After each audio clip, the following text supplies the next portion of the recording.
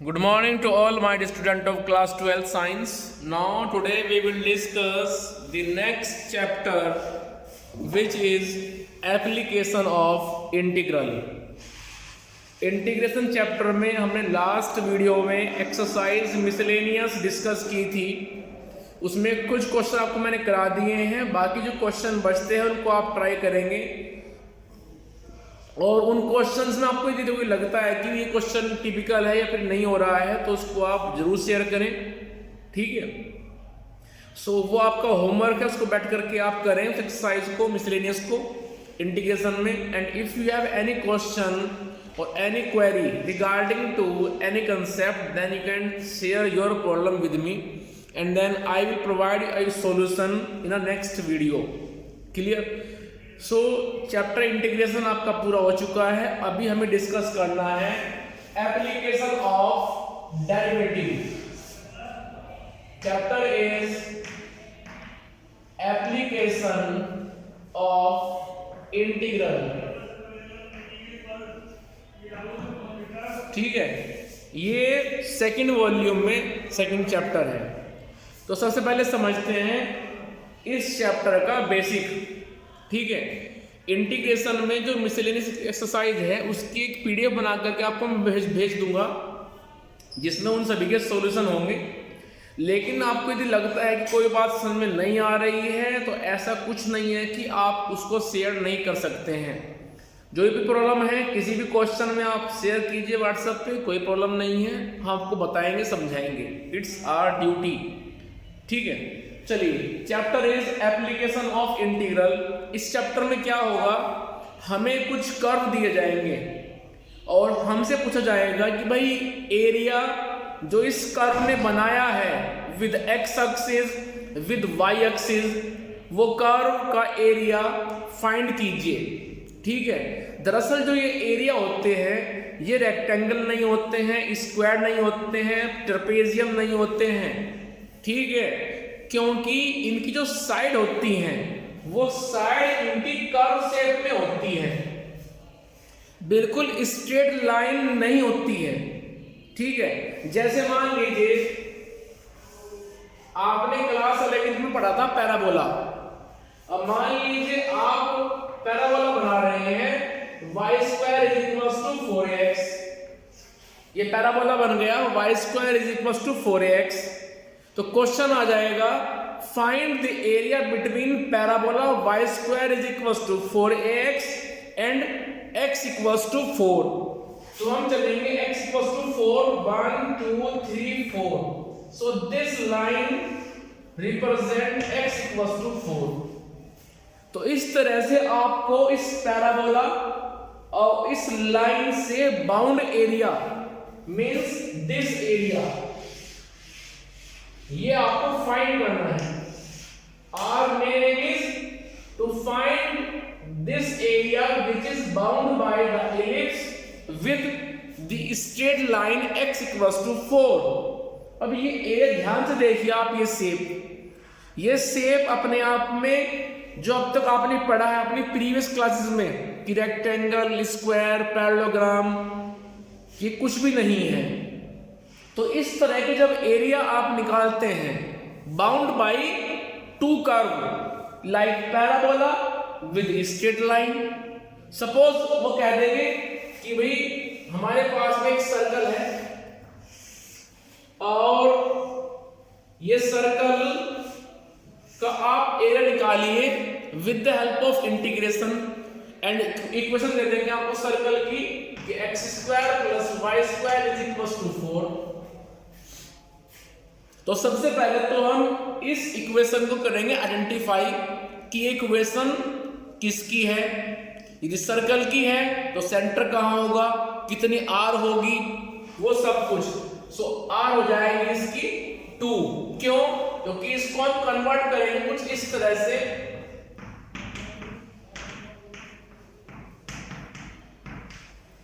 आपको याद होगा ये फॉर्म होती है सर्कल की x minus x1 to the whole power 2 plus y minus y1 to the whole power 2 is equals to r square. Clear?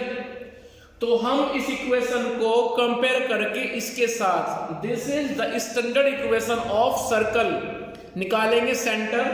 So centre हमारे पास में आ जाएगा 0 0 एंड r विल बी 2।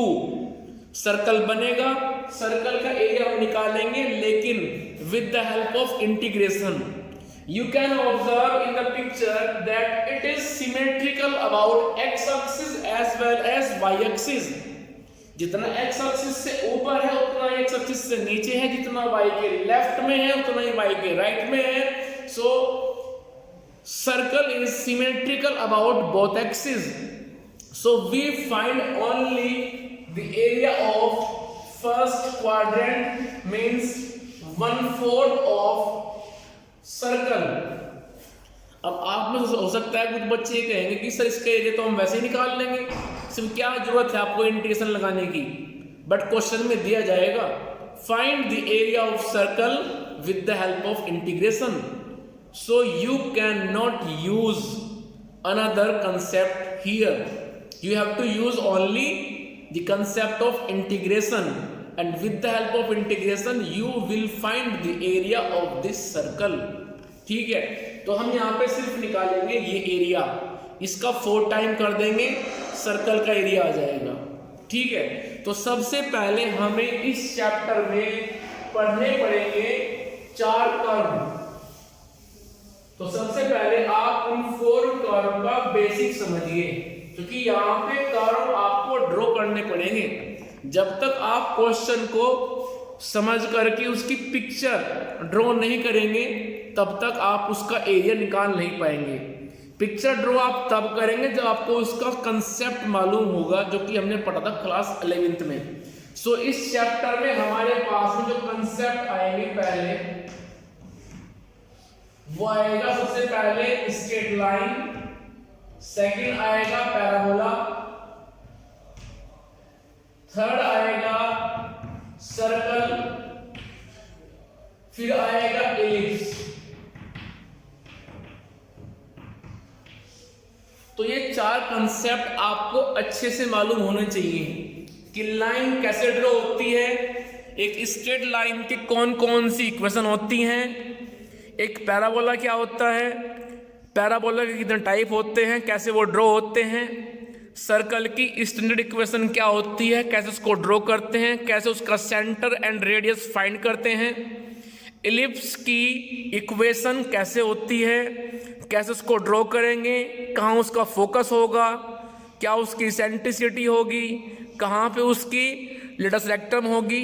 ये पढ़ा था आपने लास्ट ईयर, एक वर्ड आता है लेटस रेक्टम, ये पढ़ा था आपने लास्ट ईयर, आपको याद होगा। लेटस रेक्टम पढ़ा था आपने पैराबोला में भी, इलिप्स में भी। जब पैराबोला में पढ़ा था आपने तो लेटस रेक्टम की लेंथ थी 4a और इलिप्स में थी उसकी लेंथ 2b² a। ठीक है, तो चलिए पहले हम डिस्कस करते हैं इन कर्व को। सो मेरा फर्स्ट कंसेप्ट है लाइन। तो किसी भी लाइन की स्टैंडर्ड इक्वेशन होती है, standard equation of a line ax plus by plus c is equals to 0. This is the standard equation of any straight line with, and remember always, coefficient of x, coefficient of y and constant term, these are real numbers, like 2x plus 4y plus 6 is equals to 0, like 4x plus 10y minus 10 is equals to 0. So ax plus by plus c is equals to 0. This is the standard equation of any straight line where a, b, c are real numbers. Remember it. Now second, अब मान लीजिए आपकी line pass हो रही है। अब मैं जा रहा हूं equation of line. Equation of line कैसे बनाएंगे आप? सपोज मैंने आपसे बोला कि भाई एक लाइन है जो पास हो रही है 2 पॉइंट से। First point is x1 y1, second point is x2 y2, and find the equation of this line. Suppose it is L1. So with the help of these 2 points you can find the equation of line, but whenever we have the formula of line whenever it is passing through the 2 point, and formula is y minus y1 is equals to y2 minus y1 upon x2 minus x1 into x minus x1. This is the equation of this line whenever it is passing through the 2 point. Clear? So this is first. Second case क्या आता है? आपने कहा कि sir line 2 point से पास नहीं हो रही है, लाइन सिर्फ 1 पॉइंट से पास हो रही है, दैट इज x1 y1, और उसकी स्लोप उस वक्त m है, केवल 1 पॉइंट दिया है, स्लोप दिया है, तो कैसे निकालेंगे लाइन की इक्वेशन? तो फॉर्मूला आता है y minus y1 is equals to m into x minus x1.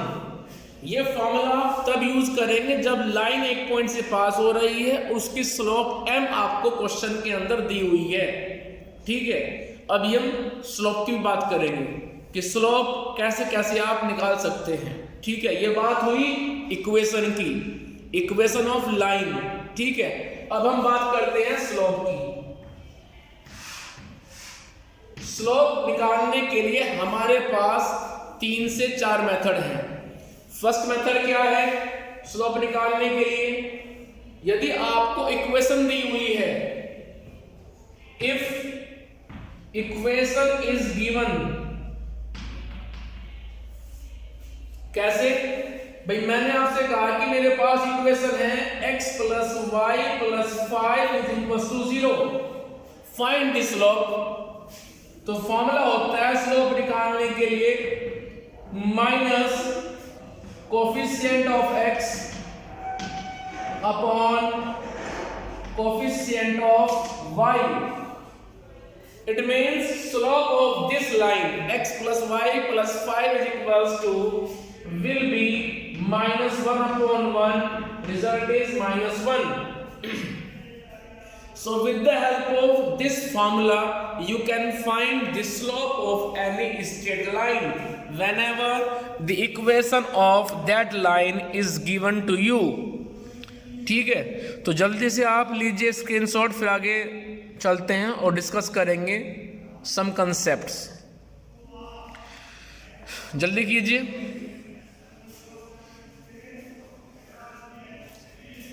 Slope निकालने का मतलब एक तो हो चुका है, बाकी हम डिस्कस करेंगे अभी।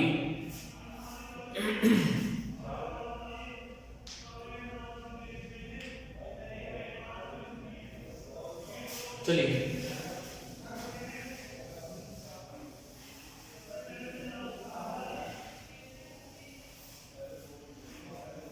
अब देखिए आप ध्यान से, स्लोप निकालने के लिए फॉर्मूला तो ये हो चुका है। कब? जब हमें लाइन की इक्वेशन दी हुई थी। अब हम आगे बात करते हैं। सपोज ये हुआ मेरे पास first type. Second is whenever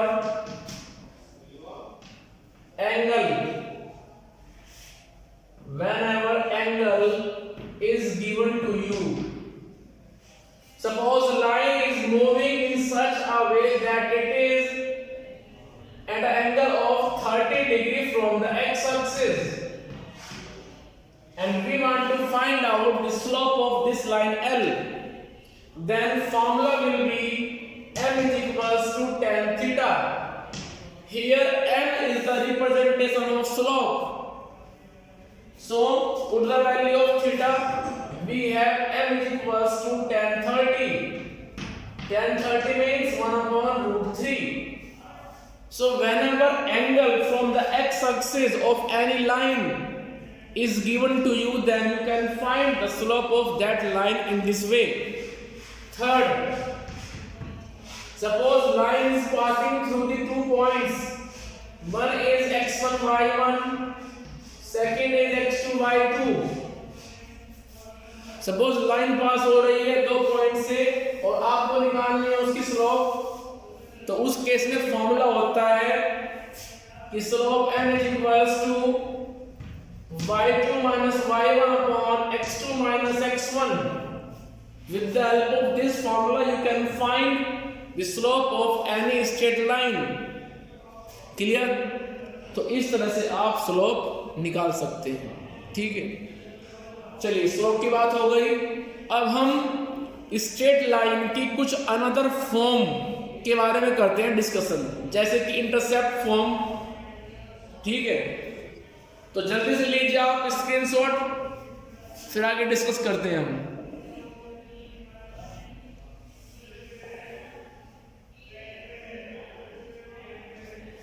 चलिए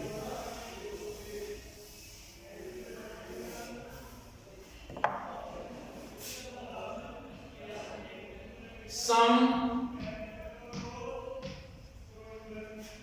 standard form of line, जैसे फर्स्ट आता है intercept form. Suppose the line is moving in such a way that it cut the intercept on x-axis and y-axis, ठीक है।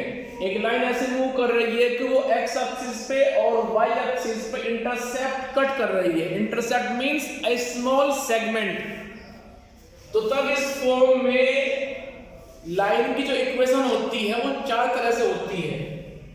x upon a plus y upon b is equals to 1। जब line जाएगी ऐसे, मान लीजिए line ऐसे नहीं गई, वो चली गई फिर ऐसे, then it will be minus a, then it will be b. So form will be x upon minus a plus y upon b is equals to 1. Now third, suppose line ऐसे ना जा करके कुछ चलेगी कुछ इस तरह से, तो ये हो जाएगा माइनस a ये minus b. So in this form line will be x upon minus a plus y upon minus b is equals to 1. And last is suppose line ऐसे नहीं गई, वो चली गई कुछ इस तरह से, तो तब क्या होगा? This will be a on the x axis, this will be minus b on the y axis. So in this form line will be x upon a plus y upon minus b is equals to 1. So these are four equations of any straight line whenever it is passing through from the x-axis as well as y-axis and making any length of intercept, ठीक है। तो उसको आप note down कर लीजिए फटाफट, फिर आगे हम डिस्कस करते हैं और कंसेप्ट। जल्दी कीजिए।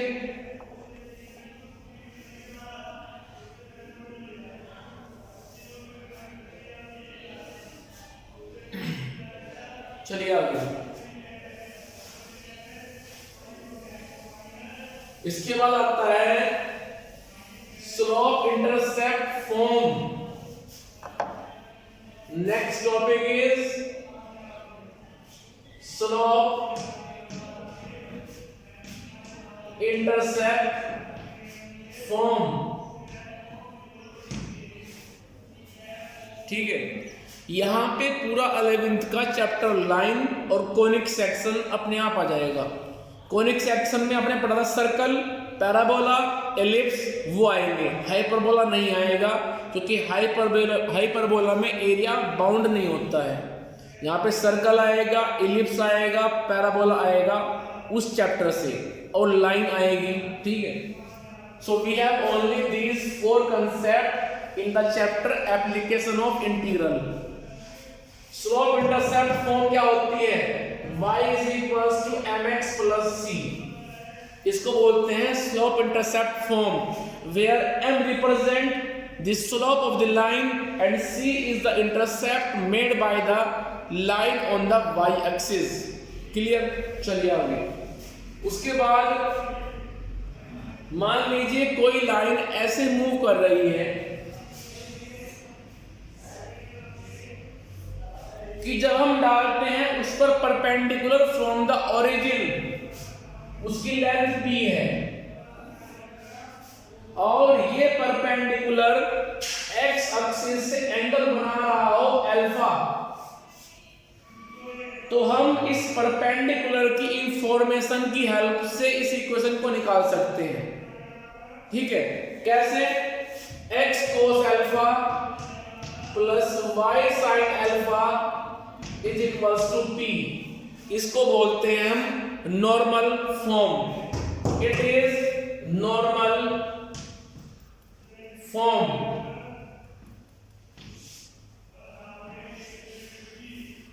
दोबारा फिर सुन लीजिए, यदि किसी लाइन पर आप ओरिजिन से डालते हैं कोई परपेंडिकुलर और उस परपेंडिकुलर की लेंथ p हो और वो परपेंडिकुलर x एक्सिस से एंगल बना रहा हो alpha, then in this situation equation of this line will be x cos alpha plus y sin alpha is equals to p, where p is the length of perpendicular and alpha is the angle which is formed by the perpendicular with x axis.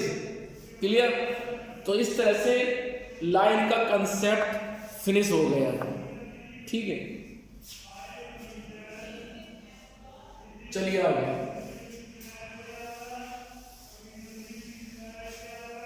एक बात आप ध्यान रखें, जब भी किसी line को graph पर ड्रॉ करना होता है, सुन लीजिए ध्यान से, ये आपने काम किया भी है एलपीपी में, लीनियर प्रोग्रामिंग प्रॉब्लम में। जब किसी लाइन को ग्राफ पर ड्रॉ करना होता है तो ग्राफ पर ड्रॉ करने के मेथड दो होते हैं। एक मेथड तो होता है पॉइंट टेबल बनाना, जो आप पढ़ते हैं क्लास 8th 9th में, और एक मेथड ये होता है जो आपको मैंने अब बताया, इंटरसेप्ट फॉर्म। आप उस इक्वेशन को इंटरसेप्ट फॉर्म में कन्वर्ट कर लीजिए। जैसे सपोज हमारे पास कोई इक्वेशन है 2x + 4y = 8, ये मेरे पास इक्वेशन है। ठीक है, और मुझे इस इक्वेशन को ग्राफ पर ड्रॉ करना है। तो जब मुझे इस इक्वेशन को ग्राफ पर ड्रॉ करना है तो इस इक्वेशन को आप इंटरसेप्ट फॉर्म में कन्वर्ट कीजिए। कैसे? डिवाइड बाय 8 कर दीजिए।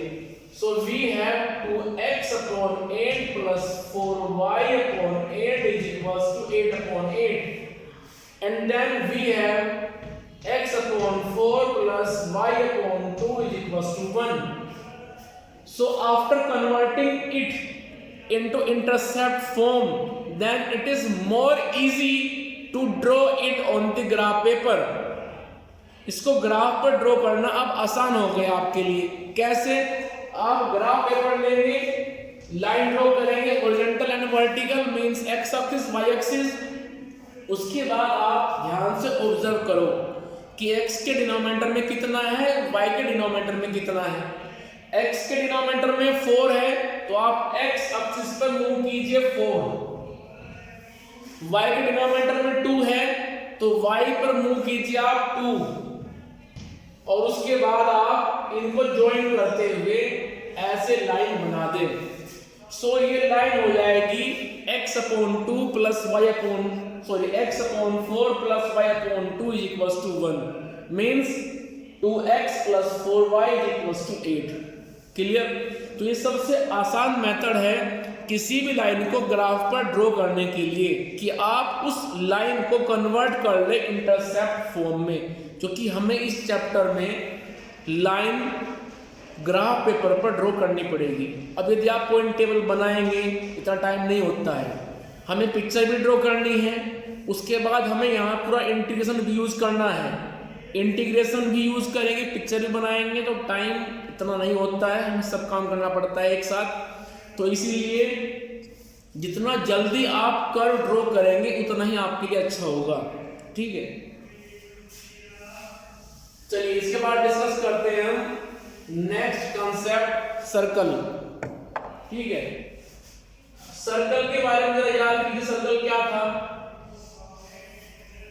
सर्कल की डेफिनेशन क्या थी कि circle is a locus of a point which moves in such a way that the distance of it from the fixed point is always remain constant. Circle अपने आप में होता है लोकस एक पॉइंट का, और वो पॉइंट जब ऐसे मूव करता है कि उसकी डिस्टेंस एक फिक्स पॉइंट से हमेशा कांस्टेंट रहती है, वेरी नहीं करती है। उस फिक्स पॉइंट को बोलते हैं सेंटर। उस मूविंग पॉइंट को जो घूम रहा है सर्कल की बाउंड्री पर, वो सर्कल बनाएगा। उस डिस्टेंस को जो फिक्स रहती है बोलते हैं रेडियस ऑफ द सर्कल। ठीक है, तो मान लीजिए सर्कल इस तरह से बन जाएगा,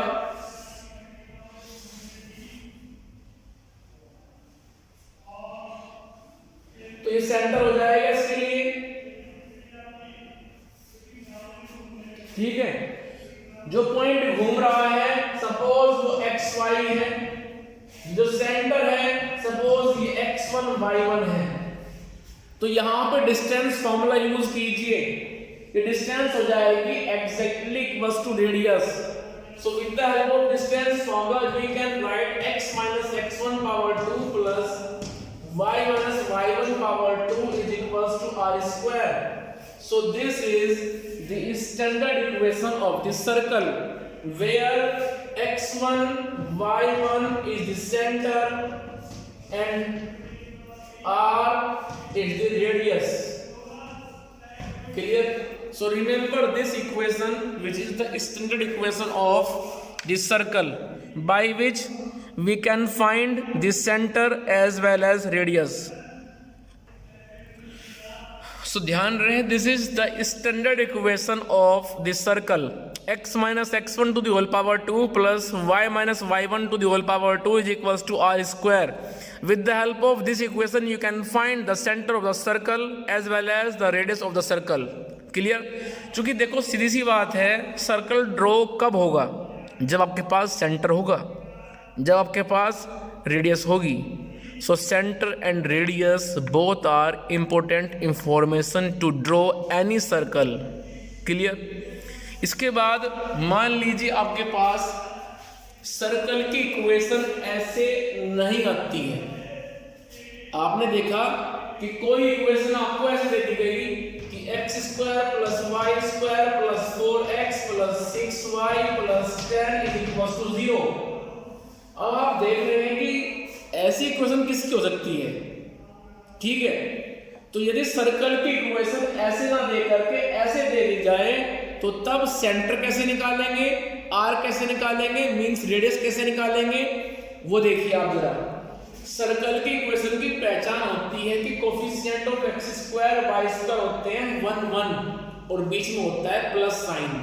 it is the indication of the equation of circle, remember always. ठीक है, तो चलिए यदि इक्वेशन ऐसे मिल जाए तो आप क्या करेंगे, जरा सुनिए ध्यान से। इसकी आप कंपेयर कीजिए x square plus Y square plus twice G X plus twice F Y plus C equals to 0। So if any equation of any circle is given into this form, then compare it always with x square plus y square plus twice gx plus twice fy plus c is equals to 0.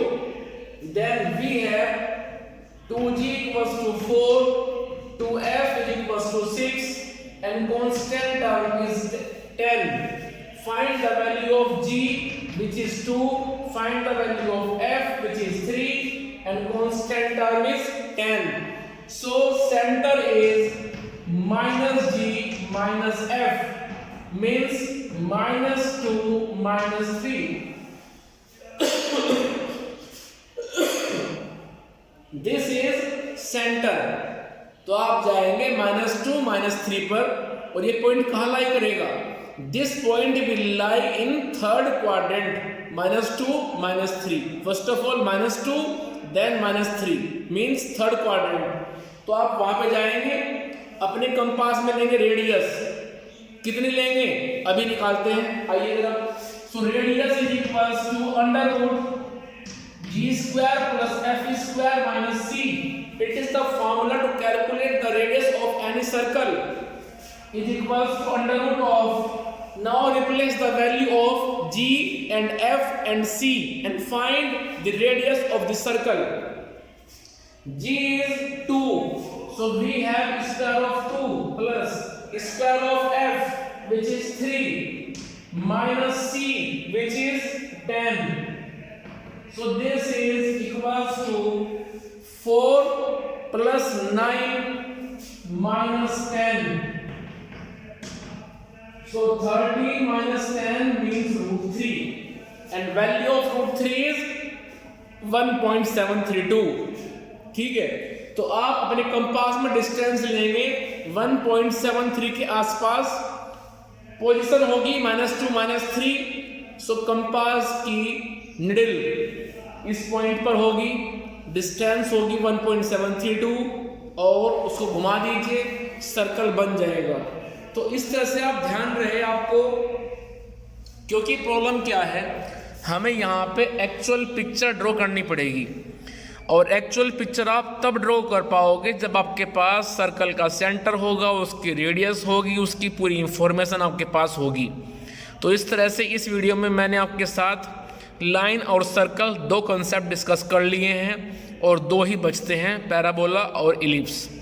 ठीक है, इन दोनों को मैं discuss करूँगा next video में। तब तक आप अपना चैप्टर इंटीग्रेशन पूरा करें। ठीक है, उसके बाद हम शुरू करेंगे फिर एप्लीकेशन ऑफ इंटीग्रल की first exercise. If you have any problem in any concept then you can share your problem with me.